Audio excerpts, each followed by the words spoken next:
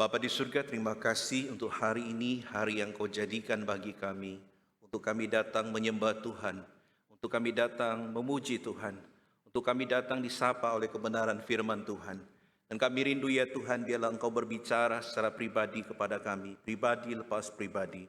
Dan hamba berdoa tidak ada seorang pun yang akan meninggalkan ruangan ini dengan tangan kosong, tapi dikuatkan, ditegur dan disapa oleh kebenaran firman Tuhan.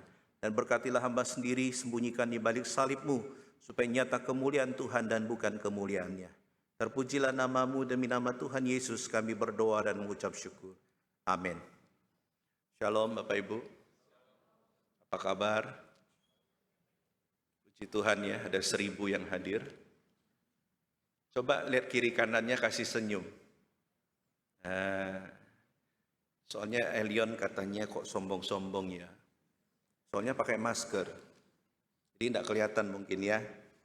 Bapak Ibu, hari ini saya bersyukur bisa berada tengah-tengah saudara. Dan saya diberi tema,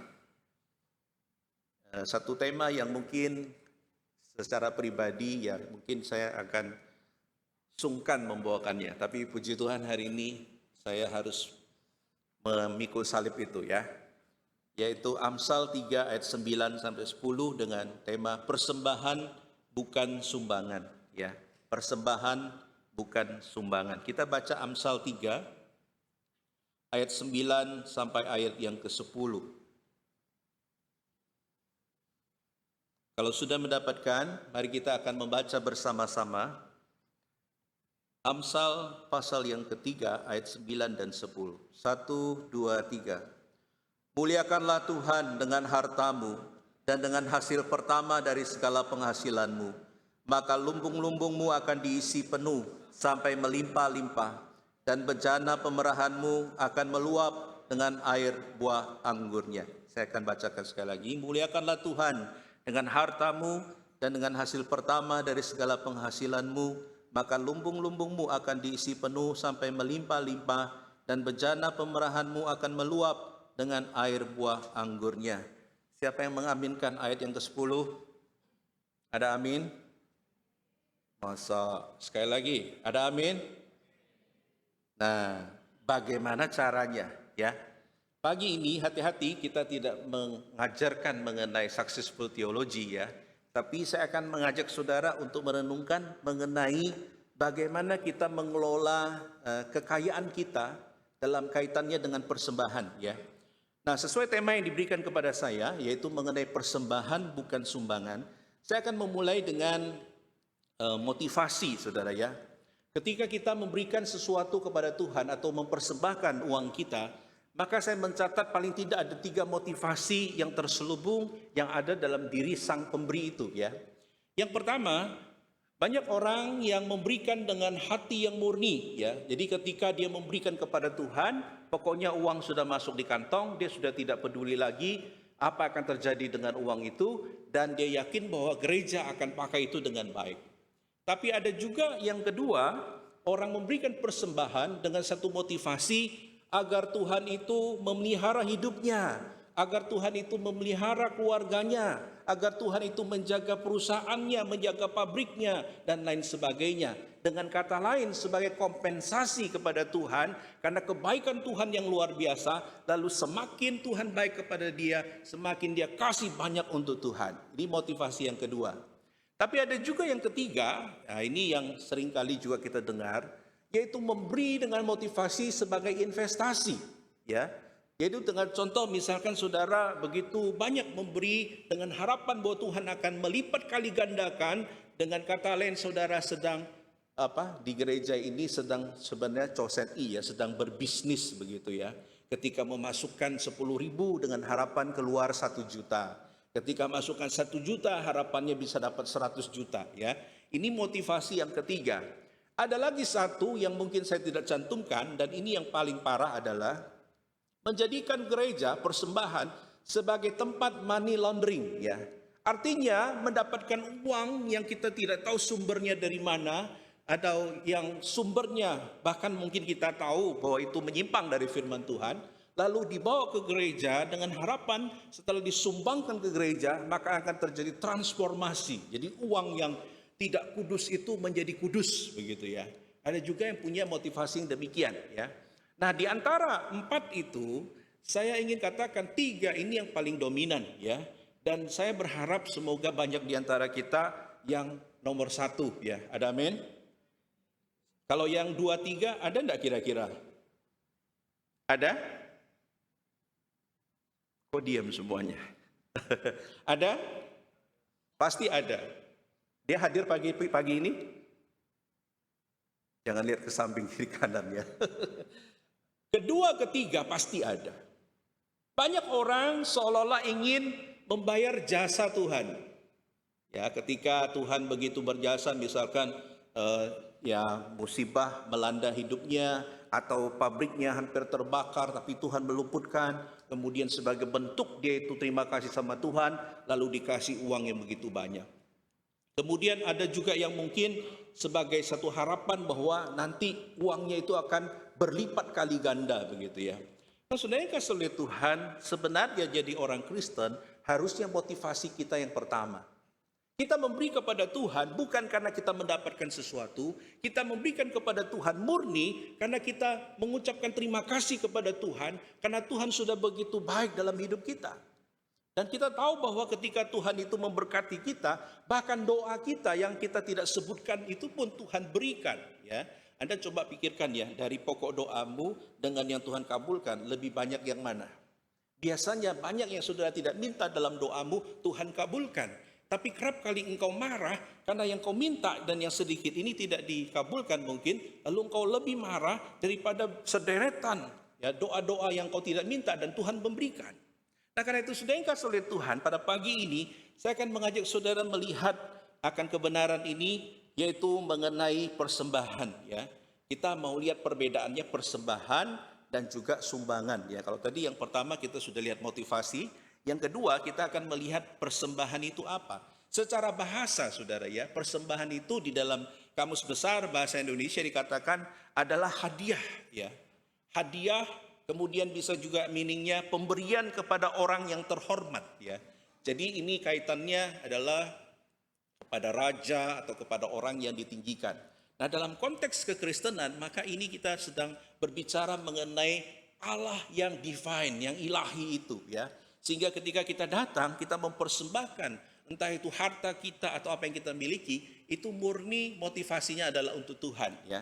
Sedangkan kalau kita melihat sumbangan, nah ini dalam Kamus Besar Bahasa Indonesia dikatakan sumbangan adalah suatu tindakan yang dilakukan dengan tujuan untuk berbuat kebaikan terhadap masyarakat atau sesama manusia.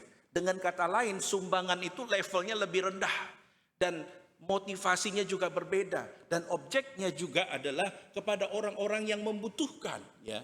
Jadi saudara tidak dapat berkata ketika saudara memberikan persembahan lalu saudara mengatakan aku menyumbang kepada gereja. No. Allah kita tidak butuh sumbangan. Amin. Allah butuh sumbangan? Saya bersyukur ya, kita bangun gereja di tempat ini dulu tidak ada misalkan dulu kan banyak pengurus-pengurus di sini misalkan ya harus berdiri di jalan, mungkin Pak Paul Andre bawa ember satu ya. Pak Hendro Gani waktu itu masih muda kan, waktu ini pertama kali mungkin juga menemani dan pengurus-pengurus yang lain mungkin di pinggir jalan harus meminta-minta untuk bangun gereja ini. Tapi gereja ini bisa berdiri murni karena anugerah Tuhan. Amin. Kita tidak perlu minta-minta, tidak perlu mengemis, tapi Tuhan yang menggerakkan sehingga gereja ini bisa ada. Nah, saudara yang kasih oleh Tuhan, sumbangan ini selalu berkonotasi dari yang kuat membantu yang lemah.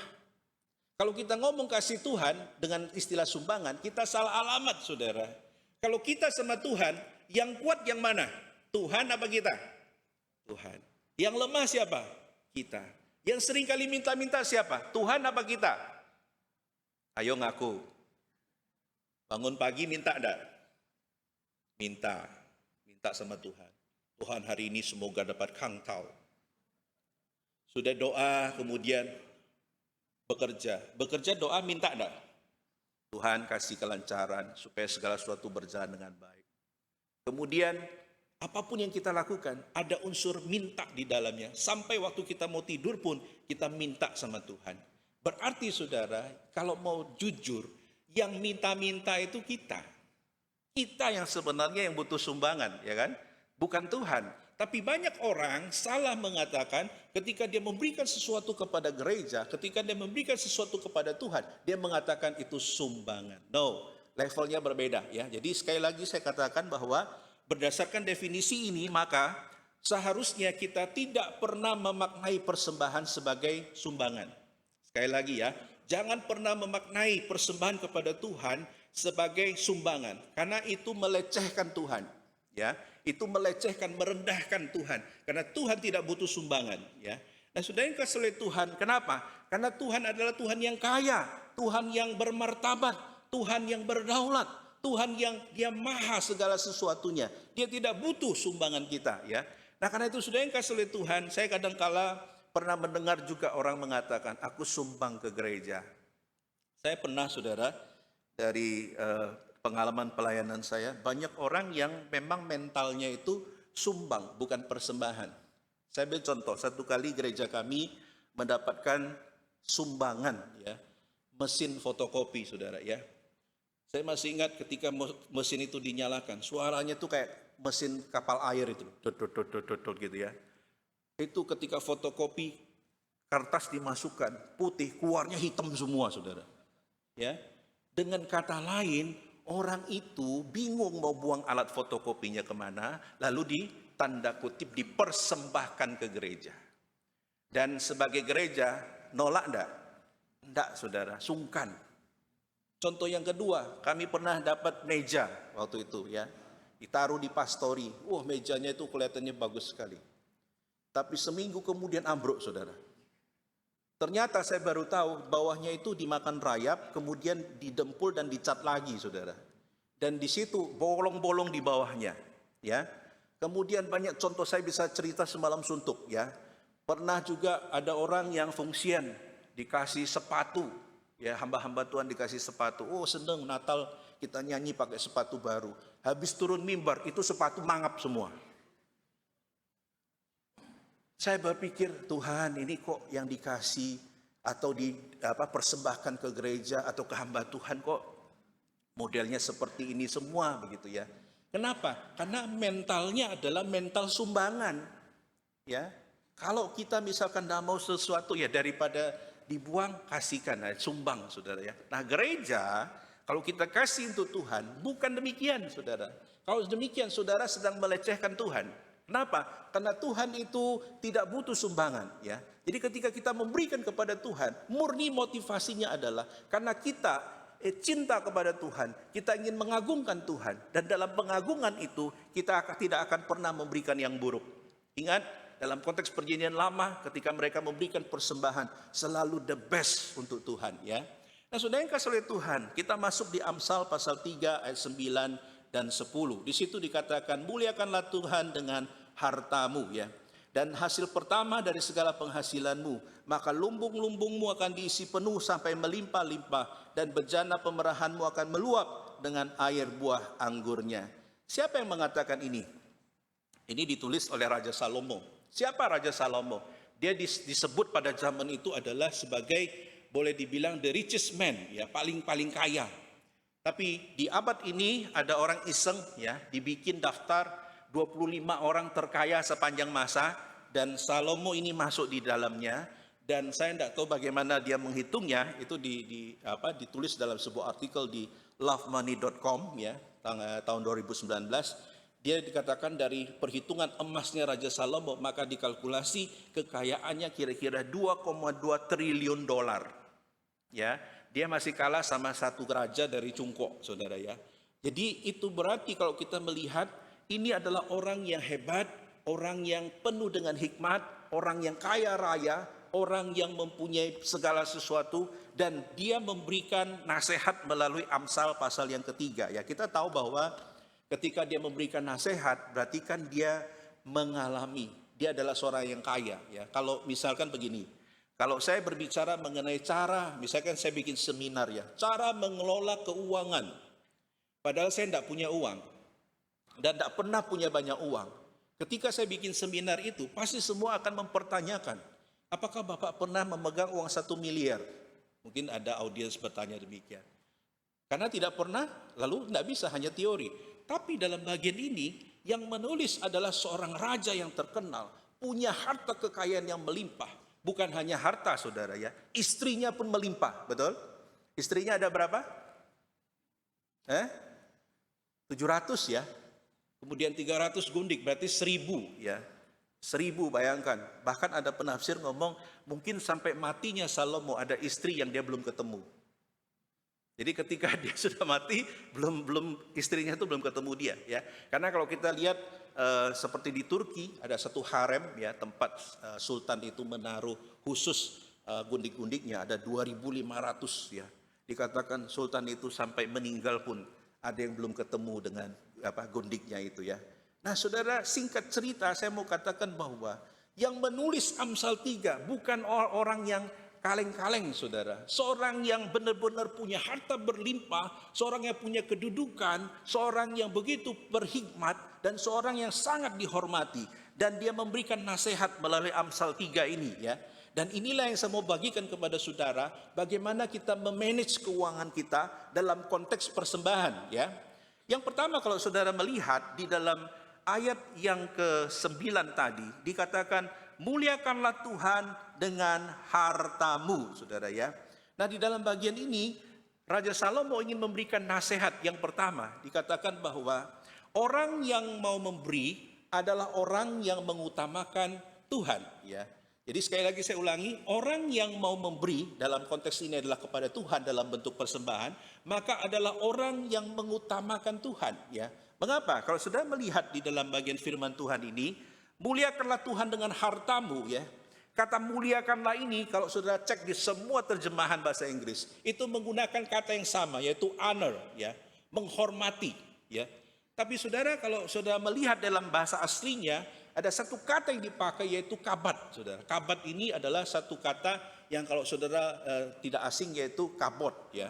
Kalau saudara ingat cerita ketika Imam Eli mendapat kabar Hofni dan Pinehas itu mati ya. Kemudian dia juga jatuh dan dia mati. Dan ketika itu menantunya melahirkan anak. Dan anak itu atau cucunya Imam Eli itu dikasih nama Ikabod, saudara ya. Ikabod itu artinya kemuliaan yang sudah hilang ya. Nah, kata yang sama kabat ini dipakai ya. Jadi ingat bahwa kata kabat ini juga mengandung pengertian selain itu memuliakan. Nah, makna lainnya adalah kalau misalkan ada dua seperti timbangan begitu ya. Kabat itu artinya memilih salah satunya dan menitik beratkannya. Ya, artinya membuat mana yang lebih penting. Jadi dalam kata ini firman Tuhan ingin katakan, ketika engkau punya banyak harta, engkau pasti akan punya satu godaan untuk mulai meninggalkan Tuhan. Ketika engkau punya banyak harta, engkau akan mulai hidup jauh dari Tuhan. Saudara ingat satu ayat yang mengatakan, sebab lebih mudah unta masuk ke dalam lubang jarum daripada seorang kaya masuk ke kerajaan Allah. Saya mau tanya, apakah orang kaya pasti tidak masuk surga? Regu daripada ngantuk. Apakah orang kaya pasti tidak masuk kerajaan surga? Langsung gini-gini, bangun. Ini penting ini ya. Banyak orang salah menafsirkan ya dengan mengatakan, oh ini ayat itu mengatakan orang kaya tidak mungkin masuk dalam kerajaan surga. Tidak. Ayat itu ingin mengatakan karena orang punya banyak, biasanya hatinya akan terikat kepada kekayaan itu. Ketika orang sudah mulai melimpah kekayaannya, maka dia sudah merasakan bahwa dia mempunyai power dan tidak membutuhkan Tuhan, maka lama-kelamaan dia akan hidup jauh dari Tuhan. Ya, saya lihat seringkali di media sosial ya, saya lihat ada satu selebritis atau pengusaha, saya tidak tahu ya, berkebangsaan Rusia ya, itu suka flexing, saudara ya. Salah satu yang dia tayangkan di Instagramnya atau di TikToknya adalah dia sedang berbaring di atas timbunan uang, ya, yang pecahannya $100 dan itu semua isinya 500 juta US dollar. Itu ditaruh di halaman, di gaya lempar-lempar, saudara, ya. Jadi sebagai sesuatu yang dimain-mainkan. Ketemu orang yang dia tidak kenal, dia kasih tip satu gepok ya, yang satu lembar itu $100 ya. Dikasihkan dengan free, sampai orang tuh bingung ya, saking kayanya, saudara. Dan saya melihat orang-orang yang demikian biasanya sudah tidak butuh Tuhan. Karena mereka bisa apapun yang mereka lakukan, apapun mereka bisa beli, ya. Kan dikatakan bahwa money can buy everything, ya, bisa beli segala sesuatu. Nah, saudara yang kasih oleh Tuhan, itu berarti di sini Raja Salomo mengingatkan, hei, kalau kamu diberkati dengan kekayaan, ingat loh ya, ingat, engkau hatimu akan dicondongkan, ya, akan dicondongkan oleh kekayaan itu. Oleh karena itu, engkau harus menitik beratkan mana yang kau pilih. Dan di sini pilihannya adalah engkau lebih mengutamakan Tuhan di atas kekayaanmu, ya. Nah, saudara yang kasih oleh Tuhan, ingat, kekayaan kita itu easy come, easy go, ya. Ada orang yang saya kenal begitu kaya, tapi dalam sekejap bisa miskin, saudara. Tapi ada juga orang yang hidupnya sederhana, yang saya kenal sebagai seorang office boy, ya. Tidak lama kemudian saya ketemu, dia sudah menjadi pimpinan di perusahaannya sendiri. Artinya bahwa Tuhan bisa mengangkat dan menurunkan seseorang. Jadi jika saat ini engkau berada di atas, engkau diberkati luar biasa, jangan sombong. Ketika engkau bisa melakukan segala sesuatunya, jangan tinggi hati. Alkitab katakan, engkau harus lebih meninggikan Tuhan. Engkau harus lebih menitik beratkan Tuhan. Jangan sampai engkau diperbudak oleh kekayaanmu. Sehingga yang terjadi adalah engkau merasa setelah engkau punya banyak uang, lalu engkau bisa memberikan kepada gereja, bisa memberikan kepada yayasan-yayasan, dan engkau merasa sudah beres. Nah, saudara yang kasih oleh Tuhan, hati-hati, ya. Ada lelucon mengatakan demikian, Jemaat Elion ini luar biasa. Orang boleh tidak ada ke gereja, tapi duitnya masuk terus. Ya, ada guyonan begitu, ya. Artinya bahwa mungkin dia lama tidak ke gereja, tapi persembahannya selalu masuk. Ya. Anda pilih yang mana? Jemaatnya tidak datang, duitnya masuk, atau duitnya tidak masuk, jemaatnya datang? Jujur. Oh, aku bisa baca jawabannya. Anda pasti pilih yang penting duitnya masuk. Ada amin? Ayo jujurlah. Bapak Ibu yang dikasih oleh Tuhan, hati-hati. Engkau jangan pakai metode yang saya paparkan di awal. Yaitu apa? Menyogok Tuhan. Ya, menyogok Tuhan. Hati-hati, saudara. Kenapa? Karena di sini nanti kita akan kupas lebih dalam, ya. Berarti kalau saudara lihat kata yang dipakai di situ, muliakanlah. Ya, ada satu kalimat perintah, imperatif. Dengan kata lain, Raja Salomo ingin mengatakan, ini adalah sesuatu yang wajib engkau lakukan. Ya, memberi, memuliakan Allah dengan harta yang dipercayakan kepadamu. Saudara ingat loh ya, kalau tiba-tiba satu waktu berkatmu itu berkelimpahan, ya, banyak orang, banyak pelanggan, atau engkau diberkati luar biasa. Ingat, dalam waktu itu sebenarnya Tuhan ingin berbicara, engkau harus ingat di dalam hartamu itu tertitip, ya, tertitip berkatnya orang lain. Artinya engkau mungkin digerakkan oleh Tuhan untuk berbagi kepada seseorang, atau kepada gereja, atau kepada apapun, ya. Jadi banyak orang kadang lupa akan hal ini, sehingga yang terjadi akhirnya bukan memuliakan Tuhan dengan kekayaannya, tapi diperbudak oleh kekayaannya, ya. Nah, saudara yang kasih oleh Tuhan, mengapa Tuhan memerintahkan, ya, supaya kita itu memberikan untuk Tuhan? Mengapa Tuhan mengatakan, tinggikan aku di atas kekayaanmu? Karena Tuhan tahu bahwa manusia paling cinta uang. Ingat lagu ini? Apa yang dicari orang? Oh, apa yang dicari orang siang, malam, pagi, petang? Silakan. Uang, bukan Tuhan Yesus. Betul? Bait yang kedua, siapa yang dicari Tuhan? Saya, ya kan? Makanya tidak ketemu. Tuhan lagi cari orangnya, orangnya lagi cari duit. Jadi tidak ketemu-ketemu tuh, ya. Nah, Bapak Ibu yang dikasih oleh Tuhan, saya mau katakan bahwa manusia paling sensi masalah duit. Ketika KKR, siapa yang memberikan dirinya untuk Tuhan? Panggilan yang kedua, siapa yang memberikan separuh hartanya untuk Tuhan? Langsung gini. Ingat pemuda yang kaya? Guru, aku mau ikut kamu. Tuhan bilang, sudahkah kau melakukan ketentuan ini? Oh sudah, dari muda. Oke, sekarang pulang, jualah hartamu. baru ikut aku. Lalu apa yang terjadi dengan pemuda kaya itu? Dia mundur teratur, moro-moro hilang. Kenapa? Karena dia tahu cari duit itu susah. Amin. Susah enggak cari duit? Makanya ada orang bilang, aduh, cari duit itu susah, tapi menghabiskannya mudah ya. Nah Bapak Ibu, yang kasih oleh Tuhan, itu kan perkataan mama-mama kepada anaknya ya.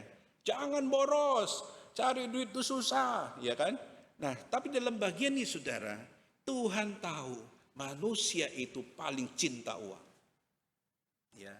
Sehingga yang terjadi adalah Tuhan memerintahkan melalui firman Tuhan, kalau kamu mengasihi aku, maka engkau rela memberikan yang kamu paling senang, yang kamu paling cinta, yaitu uang untuk aku. Nah, tapi tidak dengan penulis bagian ini, yaitu Raja Salomo. Ingat ketika dicatat dalam 1 Raja-Raja 3 ayat 11, waktu itu Raja Salomo diberikan kebebasan. Engkau boleh pilih apapun, akan kukabulkan.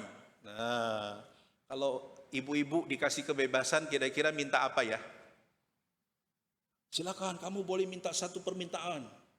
Saya yakin ibu-ibu akan ngomong gini, aku minta tokonya Louis Vuitton. Bukan tasnya loh, tokonya. Jadi sak toko-tokonya ya. Tapi Raja Salomo dikatakan, ini Tuhan jawab di ayat 11. Jadi berfirmanlah Allah kepadanya, oleh karena engkau telah meminta hal yang demikian. Dalam terjemah lainnya adalah, itu anomali gitu loh ya. Tuhan dalam kemahatauannya dia tahu, tapi secara manusia ini anomali. Biasanya orang kalau disuruh minta permintaan pasti akan minta kekayaan, kemasyhuran, umur yang panjang dan lain sebagainya. Tapi Raja Salomo hanya minta hikmat. Makanya dilanjutkan dikatakan, engkau telah meminta hal yang demikian dan tidak meminta umur panjang atau kekayaan atau nyawa musuhmu, melainkan pengertian untuk memutuskan hukum. Artinya apa saudara? Raja Salomo bukan tipe yang mata duitan. Selain kasih oleh Tuhan, Salomo tidak cinta uang. Kenapa saudara? Karena dia melihat sesuatu yang lebih penting. Dia minta hikmat untuk membedakan. Dan akhirnya hikmat itu menjadi kunci untuk kemasyhurannya, kekayaannya, dan lain sebagainya yang mengikuti. Ya. Itu berarti saudara dalam bagian ini ketika Salomo ngomong, itu bukan teori saudara. Karena dia sendiri mempraktekkan itu. Ya. Poin saya adalah bahwa Salomo ketika menuliskan Amsal 3 ini, dia membagikan apa yang menjadi pengalamannya dia, apa yang dia hidupi, apa yang menjadi dasar hidupnya. Sehingga dia katakan bahwa hendaklah engkau memuliakan, meninggikan Tuhan dengan hartamu, ya, dengan apa yang kau miliki, dan jangan mencintai harta lebih daripadaku, ya. Nah, saya membaca satu artikel yang ditulis oleh seorang pastor dari gereja Advent di Amerika, ya, namanya Matt Broadway. Dia menulis satu bagian berkaitan dengan bagian ini. Dia mengatakan menghormati Tuhan dengan kekayaan artinya engkau harus menekankan apa yang kau dapatkan, kemudian atau penghasilannya, kemudian cara menggunakannya, kemudian cara menyimpannya, ya, kekayaan itu dengan cara yang ditunjukkan kepada dunia, ya, yaitu bahwa yang terpenting adalah Kristus atau Dia. Jadi dengan kata lain, ketika kita punya kekayaan, bukan saja dinilai ketika kita mempersembahkan, ya. Jadi ada 3 kata yang menarik di sini: earning, using, holding, ya. Jadi ketika kita dipercayakan satu kekayaan, maka Tuhan tidak hanya mempermasalahkan usingnya ini, dipersembahkan ini, tidak. Tuhan juga akan tanya earningnya, sumbernya dari mana, ya, sumbernya dari mana. Artinya engkau dapat ini bagaimana caranya, benar apa tidak, ya. Jika suatu saat misalkan saya datang ke gereja membawa satu mobil isi uang, dan saya ngomong ke misalkan pengurus di sini, Pak Bagus, saya mau persembahan satu mobil uangnya, tapi ini hasil menang judi di Makau. Saya mau tanya, Pak Bagus terima apa enggak? Terima. Kita kasih tepuk tangan. Perlu disalibkan ini. Kita terima kalau kita tidak mengerti. Ini kalau dia sudah proklaim, ini saya bawa karena saya menang judi dari Makau. Dan Pak Bagus terima, maka Pak Bagus ya namanya. Saking geramnya saya. Pak Bagus ini berarti dia sudah menyimpang dari firman Tuhan. Kenapa? Karena dia sudah tahu dan dia tetap terima. Ya, kalau gitu pura-pura enggak tahu, Pak. Ini penyakitnya manusia ya, punya pura-pura enggak tahu. Ya Pak Joel bilang, aku udah dengar, aku tidak melihat. Gitu ya, terima saja misalkan. Hati-hati saudara, ketika kita berbicara mengenai bagaimana memanage keuangan atau kekayaan kita, Allah juga memantau earningnya. Ya, jadi 3 hal saya ulangi ya. Jadi earningnya, tidak muncul ya di situ ya. Earningnya yang pertama, yang kedua usingnya, dan yang ketiga holdingnya ya. Earningnya itu artinya apa? Sumbernya dari mana? Apakah kita mendapat ini berkenan tidak di hadapan Tuhan? Ya, prosesnya. Kemudian usingnya, kita sudah dipercayakan banyak, kita kembalikanlah untuk kemuliaan Tuhan. Banyak kali saudara, kalau kita mau jujur, banyak kali orang ketika memberikan persembahan, ya, itu bukan di gereja sini sih, di gereja luar biasanya ya. Itu perpuluhannya suka disunat-sunat ya. Misalkan begini, kalau orang penghasilan 500.000, kasih Tuhan itu berapa? Di 50 ya? Kalau orang penghasilannya 5 miliar, berapa 10%-nya? 500. Banyak apa sedikit? Mungkin Anda dapat 5M. Saudara berkata, puji Tuhan, minggu ini saya akan kasih perpuluhan. Kasih 500 juta. Bulan pertama masih lancar. Bulan kedua mulai mikir, Innova 1 Bulan 3, ojo separuh mah. Biasanya suka cerewetkan istrinya. Pak, kamu cek goblok ya Pak. Temenmu loh ndak kasih perpuluhan, kamu kasih 500, potong yang PU. Bulan ketiga liang PU, upek jadi liang PU. Bulan ke-6 sisa berapa? Cepek. Bulan ke-7 sisa berapa? Gocap. Akhir tahun ndak kasih sudah. Kenapa? Karena berpikiran ndak semua ngasih, ngapain aku kasih? Nah saudara, itulah orang Kristen pada umumnya dan saya pernah lakukan. Dulu saya di sekolah Alkitab, saya dapat sponsor, meskipun sponsor saya tidak banyak, saya sisihkan untuk kasih perpuluhan. Nah ketika kasih perpuluhan, karena kami di kampus saat itu tidak bisa tiap hari keluar, hanya hari tertentu, jadi uang itu saya masukin amplop dan tulis perpuluhan. Nah ketika perpuluhan, itu kan masih awal bulan. Waktu pertengahan bulan, kan belum saya kasihkan tuh, karena lupa dan lain sebagainya. Lalu saya kesulitan duit. Apa yang saya lakukan? Saya bilang, Tuhan pinjam dulu ya. Bulan pertama. Bulan kedua mulai kebiasaan. Tuhan pinjam lagi ya. Sadarnya bulan 12 saudara. Lalu dengan berlinang air mata, datang di hadapan Tuhan. Tuhan ampunilah hambamu ini. Karena 12 bulan sudah mengkorupsi duitmu. Dan minta pemutihan. Nah saudara, makanya mulai saat itu ketika saya dapat gaji, ketika saya pelayanan, saya ngomong ke istri, pokoknya potong 10%, jangan diganggu gugat. Setelah dikasihkan, sudah aman. Kita kadang-kala kan begitu juga kan? 10% untuk Tuhan. Masukin amplop bagus, tulis untuk perpuluhan.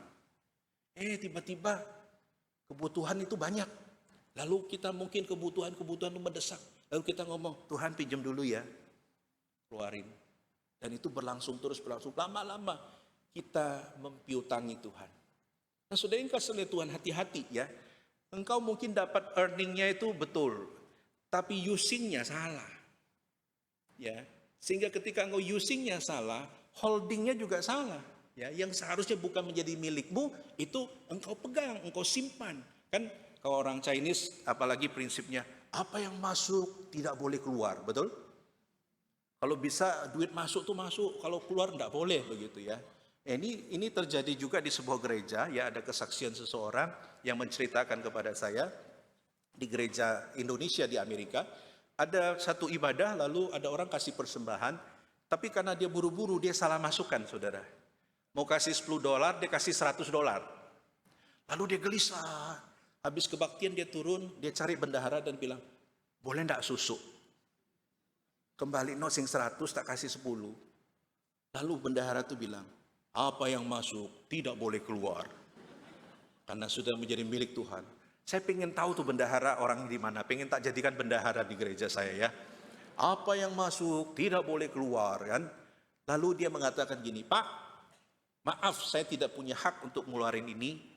Kalau gitu anggaplah 100 yang masuk, tapi di mata Bapak dan di mata Tuhan $10. Tapi masuknya 100. Rugi apa enggak? Rugi. Ya salahmu dewe, ya kan? Karena engkau sudah punya persepsi, sudah punya satu istilahnya kemauan mau kasih $10. Nah, Bapak Ibu yang dikasih oleh Tuhan sama halnya, makanya saya selalu bilang, kalau engkau kasih persembahan, siapkan dengan baik, masukkan dalam kantong, siapkan dari rumah. Kadangkala saudara ketika persembahan itu lewat, kita belum siapkan, buru-buru ambil dompet, waktu buka dompet, kita kan refleks saudara. Kalau buka dompet selalu yang dikasih dua kemungkinan, yang paling kecil dan yang paling besar, betul? Dan besar kemungkinan yang setengah-setengah besar, ya kan? Atau yang kecil.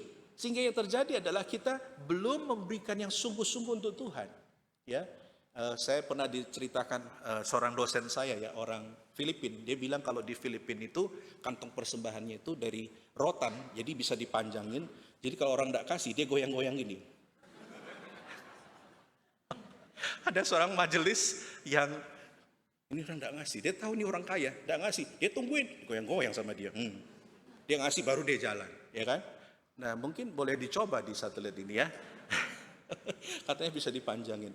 Nah Bapak Ibu yang dikasih oleh Tuhan, di sini kita belajar bahwa dalam konsep kita mengatur keuangan kita dan dalam konteks persembahan, using saja itu kita jangan hanya pusing di using, kita harus juga fokus di earningnya sama di holdingnya ini. Kenapa? Kalau enggak, kita akan melakukan sesuatu yang menyimpang dari firman Tuhan. Makanya saudara, saya sangat tersentuh dengan teladan dari seorang janda miskin ya, dalam Markus 12 ya. Dia memberikan, dikatakan seluruh uang yang dia punya, 2 peser ya. Saya iseng-iseng cari tahu 2 peser itu berapa sih? Katanya 1 peser itu 800 perak kalau sekarang. Kali 2 berarti 1.600 perak. Saya mau tanya, besar enggak 1.600 perak? Kecil. Tapi hanya itu yang dia punya. Jadi besar enggak? Besar? Nah, teman saya orang Papua, seorang pendeta sekarang. Dia ketika berada di Malang, dia enggak punya duit untuk beli makanan. Cuma sanggup beli 1 tahu yang besar itu, dan itu bisa untuk makan sehari. Saya bilang, gimana caranya makan tahu 1 sehari? Dia bilang pagi makan dikit, kemudian sisanya minum air yang banyak. Nanti siang comot dikit, minum air yang banyak. Malam comot lagi sisanya, lalu minum air yang banyak. Jadi kenyang sehari. Mau praktekkan saudara? Jadi 1 tahu bisa makan tuh 1 hari. Ya, karena tidak punya duit. Kadangkala manusia kalau terlalu kepepet, itu akalnya itu akan bekerja secara luar biasa. Ya. Tapi saudara ingat, ketika engkau dipercayakan kekayaan, engkau harus bisa memanage dengan baik. Ingat, Tuhan itu bukan pengemis. Jadi ketika engkau dapat kekayaan dan berkat, engkau harus sisihkan terlebih dahulu untuk Tuhan. Sekali lagi, sisihkan terlebih dahulu. Contoh misalkan, saya masak. Kalau saya masak, niat mau kasih orang, setelah masak, saya akan sisihkan untuk orang itu. Tapi kalau orang itu tidak niat, dia akan masak, dia kasih keluarganya makan, sudah makan sisa-sisanya, baru diambil, baru kasihkan orang. Ya, nah itu tipe yang kedua. Jadi Bapak Ibu, engkau harus mempraktekkan tipe yang pertama. Ya, kenapa? Ketika engkau menghususkan, berarti apa? Engkau sudah meniatkan dan engkau sudah punya satu effort untuk melakukan itu. Maka ini akan menjadi kemuliaan bagi Tuhan. Ya, kerap kali orang tidak melakukan itu, lalu memberikan yang ala kadarnya. Ya. Karena itu Bapak Ibu yang dikasih oleh Tuhan, berbicara mengenai mengutamakan, ini memang tidak mudah. Mengutamakan itu berarti menjadikan satu titik berat yang diutamakan. Jadi kalau mengutamakan berarti kita harus benar-benar membayar harga untuk itu ya. Nah karena itu Bapak Ibu yang dikasih oleh Tuhan, prinsipnya adalah Kolose 3:23. Apapun juga yang kamu perbuat, perbuatlah dengan segenap hatimu seperti untuk Tuhan dan bukan untuk manusia. Jadi ketika engkau mendapatkan sesuatu, engkau ingat bahwa itu seperti itu Tuhan. Ketika engkau memberikan persembahan, itu juga Tuhan tahu. Ya. Tuhan melihat niat hatimu. Ya. Kadang-kala saya suka melihat dari atas mimbar kalau saya khotbah berdiri di belakang, saya lihat orang kasih persembahan. Ya. Mimiknya itu macam-macam, mukanya ini ya. Ada yang memberi dengan sukacita. Tapi ada yang mukanya itu mencucu gitu ya. Mungkin dia pikir, aduh entek duitku, ya kan? Merasa kurang begitu ya. Tapi ada juga yang memberi dengan wajah yang flat begitu ya. Saya tidak tahu motivasinya apa, tapi firman Tuhan katakan, apapun yang kau lakukan, lakukanlah dengan segenap hatimu, seperti untuk Tuhan dan bukan untuk manusia. Jadi engkau memberi untuk Tuhan, bukan untuk manusia, ya. Jadi ini prinsip yang kita bisa pelajari, ya. Nah, karena itu saudara, saya akan menyaksikan mengenai ini, ya. Bagaimana saya mengalami satu anugerah Tuhan, ya. Tahun 94 saya masuk saat, dan saya masih ingat, ini foto bukan saya, ya. Sungguh mati bukan saya ini, ya. Fitnah itu kalau saya, ya. Saya cuma ambil foto sepedanya. Jadi kira-kira tahun 94, masih kampus yang lama. Saya masih ingat ketika itu, seperti biasa, kiriman buat saya itu selalu telat. Pokoknya kami rombongan yang di gereja tertentu, itu selalu telat. Dan telatnya 6 bulan biasanya. Jadi kami ada hampir 10 orang itu sudah langganan telat, sehingga nama kami selalu disebut, ya. Jadi selalu langganan terlambat lah begitu. Nah, satu kali saudara, karena keuangan saya begitu parah waktu itu, uang itu di kantong hanya sisa 2.000, saya masih ingat. Dan ketika itu saya harus pergi pelayanan ke sebuah sekolah. Nah, saya menghitung-hitung kalau saya pakai itu naik angkot, waktu itu naik angkot jauh dekat masih 2.000. Saya pikir eman ya, mending uang itu untuk persembahan. Jadi apa yang saya lakukan? Saya lihat di saat itu ada sepeda, tidak tahu peninggalan dari zamannya Pak Wongso mungkin itu ya, saking lamanya. Itu sepeda Umar Bakri ya. Oh, itu tergeletak di samping itu. Lalu saya lihat, wah ini sepeda bisa dipakai, tak pompa saudara. Sudah pompa, langsung saya pakai sepeda itu dan saya pergi pelayanan. Saya masih ingat waktu itu berhenti di lampu merah.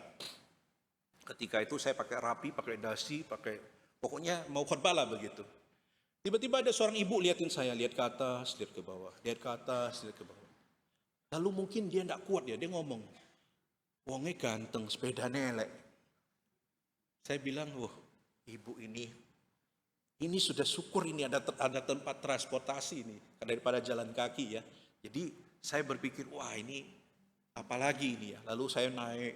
Anda tahu kalau di Malang itu kan, kalau naik, kalau mau turun talun itu kan turun ke bawah. Nah ini sepeda tidak ada remnya. Saya lupa. Jadi waktu naik susah, waktu turun meluncur saudara. Saya masih ingat gitu. Meluncur lalu gimana? Saya masukkan sepatu saya di roda itu ya, untuk ngerem. Nah Bapak Ibu, itu masa-masa ketika saya menikmati ketika di kampus ya.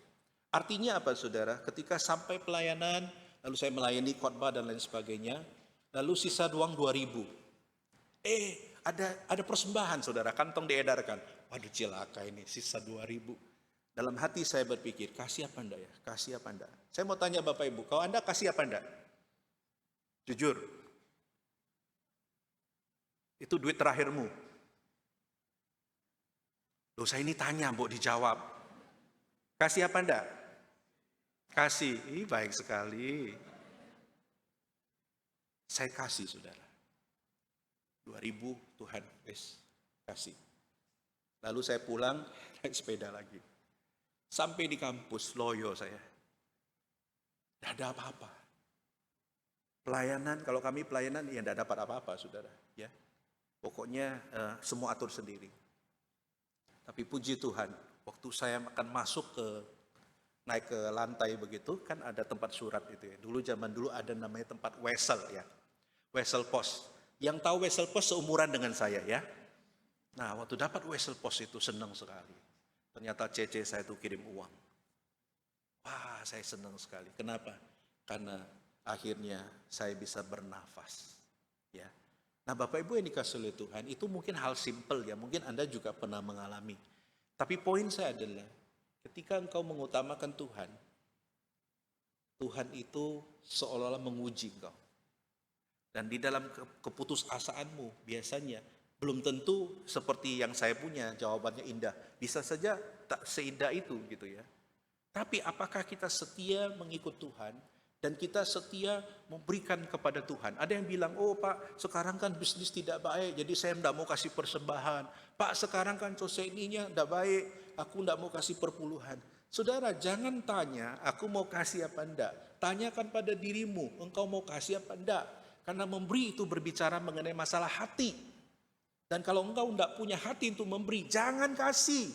Karena uangmu itu tidak jadi berkat. Ya, kalau engkau tidak punya hati untuk memberi, jangan kasih. Karena gereja tidak butuh uang yang diberikan dengan tidak sukacita. Tapi kalau kau memberi dengan sukacita, berapapun jumlahnya akan menjadi berkat bagi banyak orang. Amin. Jadi saudara yang kasih oleh Tuhan, sekali lagi saya mau katakan, apa nasihat Raja Salomo? Mengutamakan Tuhan. Engkau boleh sekaya apapun, tetap top priority adalah Tuhan. Dan dalam proses engkau mengikut Tuhan, ingat, jangan hanya pikirkan mengenai usingnya. Ingat pula earningnya, dapatnya itu benar apa enggak. Dan kalau sudah dapatnya benar, usingnya harus benar. Dan kalau usingnya benar, maka otomatis di holdingnya, penyimpanannya juga akan benar. Ya. Nah karena itu saudara yang kasih oleh Tuhan, biarlah firman Tuhan ini memberkati saudara. Dapat saya simpulkan yang pertama, memberi kepada Tuhan bukanlah sumbangan. Dengan mengatakan memberi kepada Tuhan adalah sumbangan, engkau sedang melecehkan Tuhan. Yang kedua, kita bisa belajar bahwa ketika kita memuliakan Tuhan dengan harta kita, menganggap Tuhan sebagai yang utama, maka Tuhan itu pasti akan dimuliakan. Dan yang terakhir adalah kita harus belajar bahwa ketika mengutamakan Tuhan, berarti harus berani bayar harga. Pasti ada waktu di mana kita mempertanyakan. Tapi ingatlah bahwa Tuhan itu pasti menyertai. Kiranya firman Tuhan memberkati setiap kita. Mari kita tundukkan kepala. Kita masuk dalam doa. Bapak Ibu yang dikasihi oleh Tuhan, saya rindu mendoakan engkau. Tundukkan kepala. Berdoa secara pribadi.